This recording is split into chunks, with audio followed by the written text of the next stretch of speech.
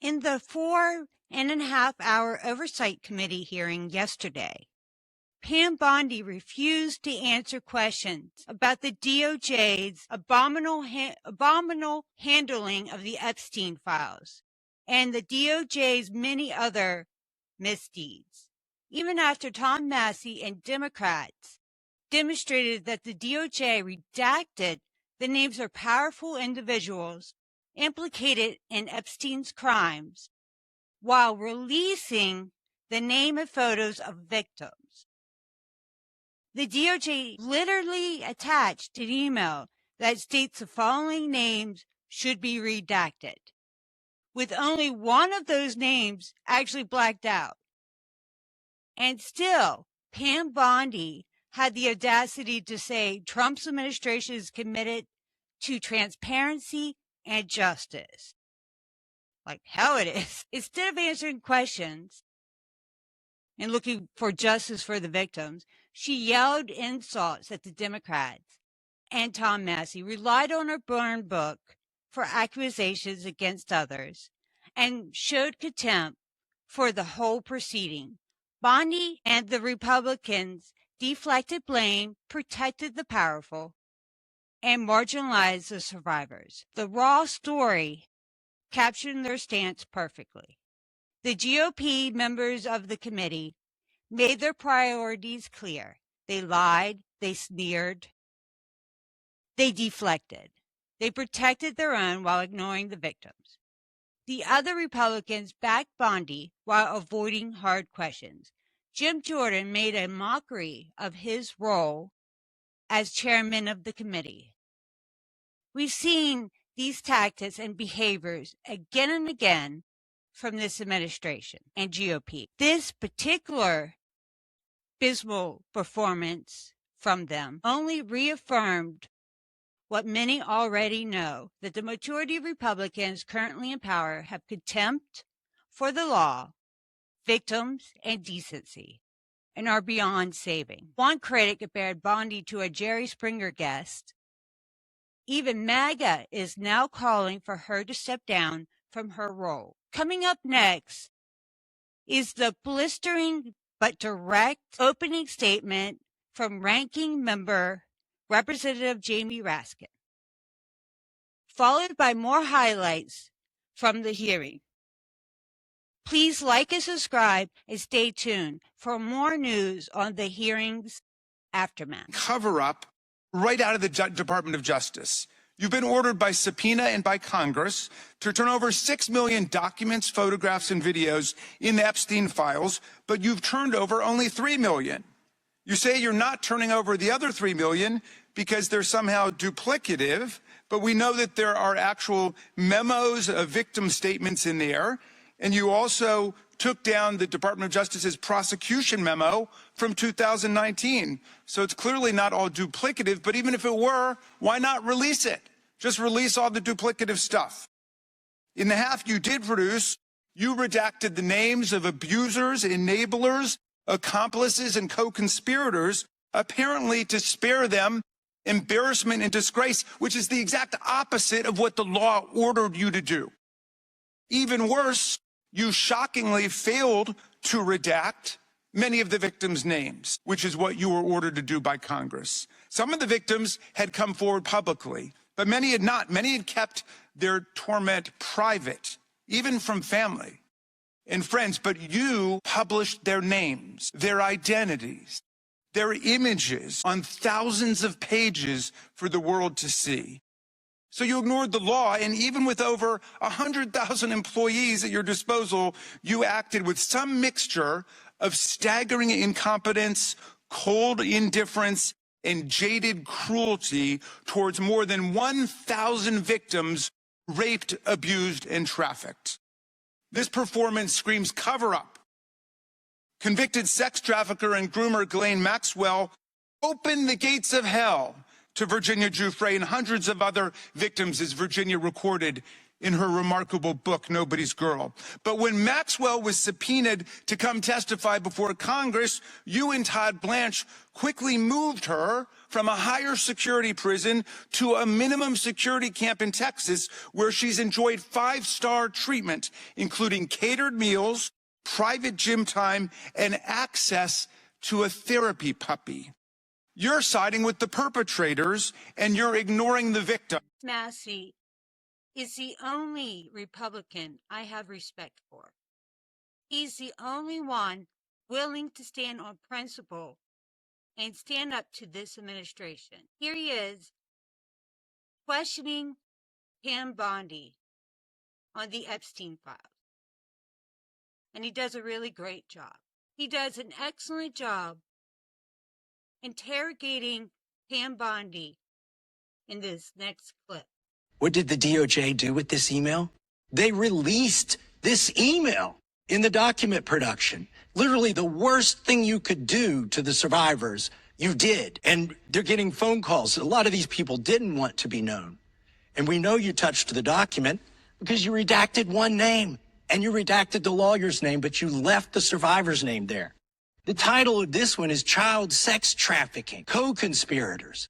Fully redacted. Les Wexner is in this, but he doesn't appear in this file until I forced you to release it, where he's listed as a co-conspirator, not to tax evasion, but to child sex trafficking, not to prostitution, not to money laundering, child sex trafficking. Who's responsible? Are you able to track who in your organization made this massive failure and released the victims' names? Are you able to track who it was that obscured Les Wexner's name as a co-conspirator in an FBI document? Do you have that kind of accountability?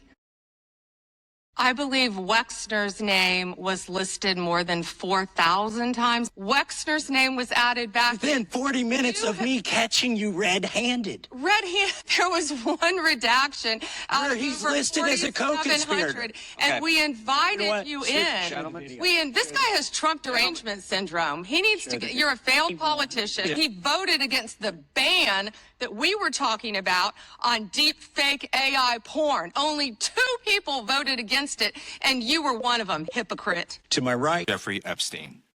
I want to know, were there any underage girls at that party or at any party that Trump attended with Jeffrey Epstein? This is so ridiculous, and that they are trying to deflect from all the great things Donald Trump has done. There is no evidence that Donald Trump has committed a crime. Everyone knows that. This has been the most transparent presidency. I believe you just lied under oath.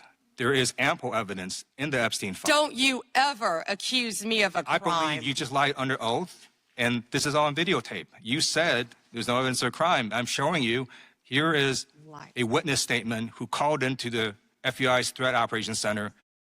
He drove Donald Trump around in a limo. He overheard what Donald Trump said to Jeffrey on his cell phone.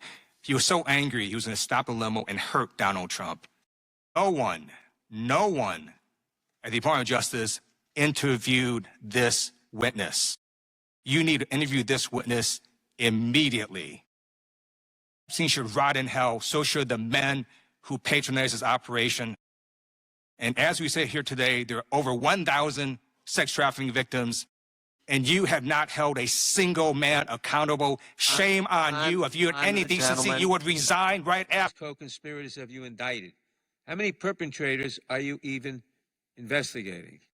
First, you showed it. I find it. How many have you indicted? Excuse me. I'm going to answer the question. Answer my question. No, I'm going to answer. She's projecting when she says, your theatrics are ridiculous. You washed up loser lawyer. I think she's meant to talk about herself. But that's who that applies to. Pam Bondi. Members get to ask the questions. The witness gets to answer in the way they want to answer. The Attorney General can That's respond. not accurate, Mr. Chairman. Because she doesn't like the my answer. time.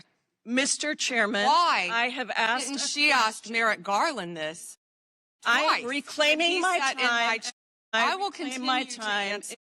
The gentlelady's I'm reclaimed her not going time. to get in the gutter for her theatrics. The time belongs to the gentlelady. The gentlelady has 17 seconds. Thank you. This part where Representative Crockett calls Bondi out on her BS. She doesn't even ask her any questions because she knows she's not going to get answers. Instead, she uses her time to point out all the ways that the DOJ has been corrupt under Trump 2.0, which I thought was brilliant. The gentlelady from Thank Texas you. is recognized. Thank you so much, Mr. Chairman. And to be clear, I'm not going to ask any questions of this witness because this witness has revealed that she has no intentions of answering questions. But instead, I'm going to ask some very basic questions really quickly of my colleague, Becca Ballant, if she will answer right or wrong, raping children. Wrong. Right or wrong, killing random citizens.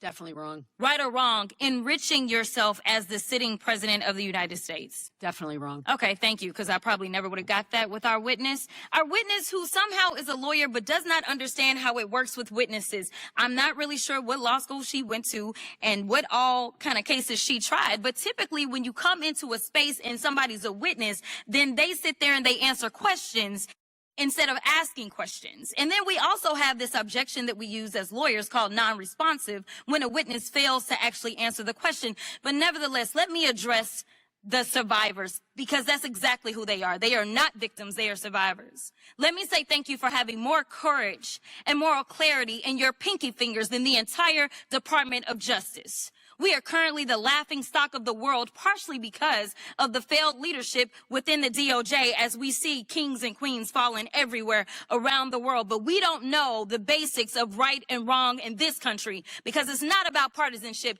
And that's why I applaud Thomas Massie, because he's the only person on the Republican side that has a backbone and knows how to stand up to corruption. But nevertheless, let me keep going.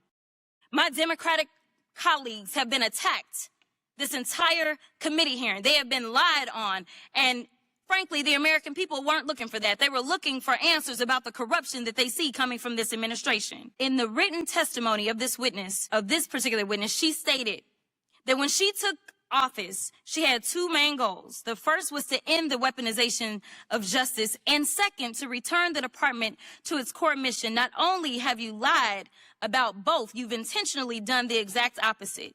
You're spending more taxpayer resources arresting journalists than you are prosecuting pedophiles and creeps. In fact, your boss, the President of the United States, stated that this administration, quote, took the freedom of speech away. And at your direction, DOJ has arrested Don Lemon and Georgia Fort. And I might add that y'all actually had a judge that rejected y'all for trying to arrest Don Lemon before, just like the grand jury rejected y'all as it relates to Senator Kelly, just like a grand jury rejected y'all as it relates to Senator Slotkin, just like the case against Tish James was dismissed and the case against Mr. Comey was dismissed. I completely don't get how it is that you're sitting at the top of DOJ because you don't seem to be good at your job. You're spending more taxpayer resources arresting these journalists. In fact, we know after Georgia Fort and Don Lemon were arrested, we know that there were homes of journalists that were raided.